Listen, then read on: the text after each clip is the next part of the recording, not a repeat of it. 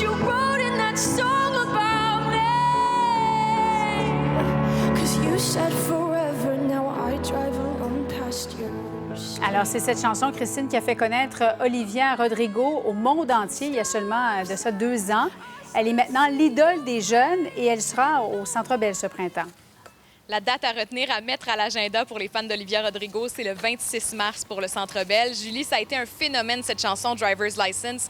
En 2021, il y a 2 ans seulement, Olivia Rodrigo est devenue cette star mondiale. C'était sur son album Sour. Maintenant, elle vient de lancer son 2e album qui s'appelle Guts et c'est la tournée qui fait suite à cet album-là. Sa première tournée de stade et d'aréna. C'est vraiment spécial. C'est de la grande visite qu'on recevra à Montréal. Elle a seulement 20 ans. Et pour avoir des billets, pour accéder à la vente de billets, il faut s'inscrire dès maintenant sur le système de fans vérifiés de Ticketmaster. Vous avez jusqu'à dimanche 22h.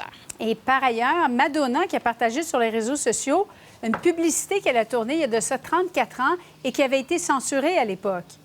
Une publicité qu'elle avait faite pour la compagnie Pepsi qui célébrait la sortie de la chanson Like a Prayer dont le vidéoclip était très controversé. Voici la pub.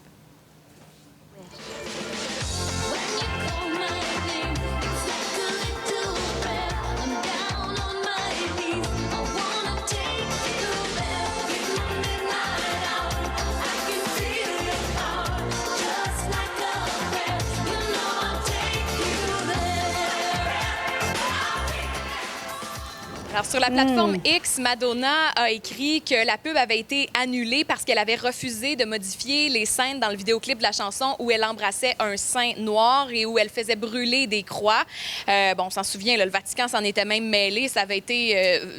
Ça avait fait grand bruit, disons, à l'époque, cette fameuse scène des croix qui brûlent, notamment. Ouais. Et Madonna écrit aussi, elle dit « Les artistes sont là pour troubler la paix ». Alors, elle l'a fait, elle continuera fort probablement de le faire dans sa démarche artistique. Et en terminant, de nouvelles images du prochain film de Martin Scorsese avec son acteur, Leonardo DiCaprio, qui viennent d'être dévoilées. Oui, avec Leonardo DiCaprio, avec Robert De Niro et Jesse Plemons également. C'est Killers of the Flower Moon. Voici la bande-annonce. Our war hero has arrived.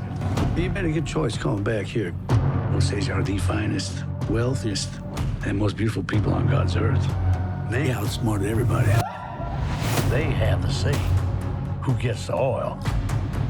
Son, I got a question. You like women? That's my weakness. Alors, inspiré d'une histoire vraie, celle de la communauté autochtone Osage aux États-Unis, qui était devenue très riche en raison du pétrole sur son territoire et de ces criminels blancs qui étaient prêts à tout pour voler ces richesses-là.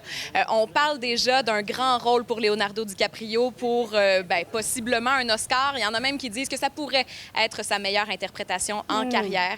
On verra Killers of the Flower Moon au cinéma le 20 octobre. Oui, parce qu'il a déjà été en nomination pour meilleur acteur, mais n'a jamais gagné le prestigieux prix. Merci beaucoup, Christine.